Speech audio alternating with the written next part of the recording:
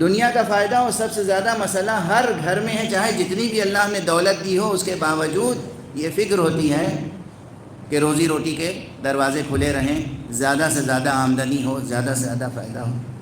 ٹھیک ہے نا؟ میں یہ سمجھتا ہوں کہ ممبر پر آنے والے کی ذمہ داری یہ بھی ہے کہ وہ امت کے لیے، افراد کے لیے جینے کے ڈائریکشنز معین کرتا چلا جائے بحیثیت مجموعی، کہ آپ کو کس ڈائریکشن میں سفر کرنا چاہیے. تو سب سے بڑا مسئلہ ہم و غم کیا ہے؟ اقتصاد، اکنامکس، روزی روٹی، کمائی، دنیاوی فائدہ. آپ کو اندازہ ہونا چاہیے کہ دنیا میں 30 سے زیادہ ملک وہ ہیں، ایک دو نہیں، 30 سے زیادہ ملک وہ ہیں جن کی نیشنل لینگویج عربک ہے. بیداری سے سماعت فرما رہے ہیں آپ؟ نیشنل لینگویج عربی ہے، وہاں کی قومی زبان عربی ہے. تو وہاں کی سرکاری زبان عربی، وہاں کی اقتصادی زبان عربی، وہاں کا بازار، اس میں زبان جو استعمال ہوتی ہے عربی، تجارت عربی.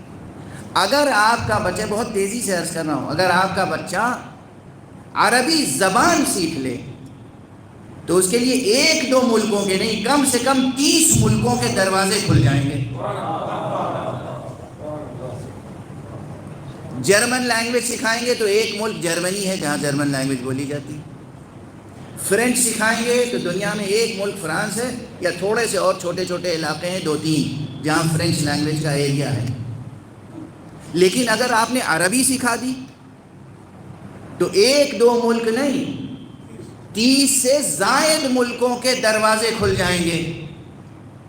تو آپ نے اپنے بچے کی دنیا سنوارنے کے لیے بھی بڑا کام کیا یا نہیں؟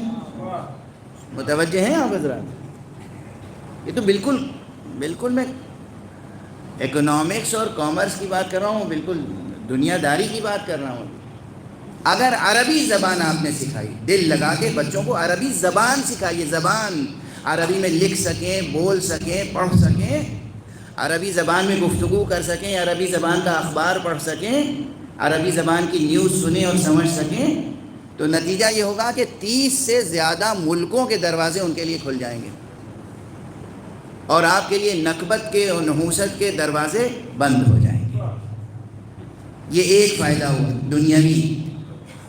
دوسرا فائدہ، اگر پرائیویٹ سیکٹر میں جانا ہے تو بھی، پرائیویٹ سیکٹر میں اگر جانا ہے تو بھی دروازے پاٹوں پاٹ کھلے ہوئے ہیں ترقی کے لیے. تجارت کیجئے، بزنس کیجئے، کچھ بھی کیجئے.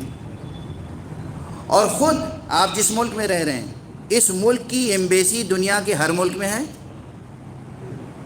اس کے کونسلیٹس ہر جگہ ہیں ہر ملک میں،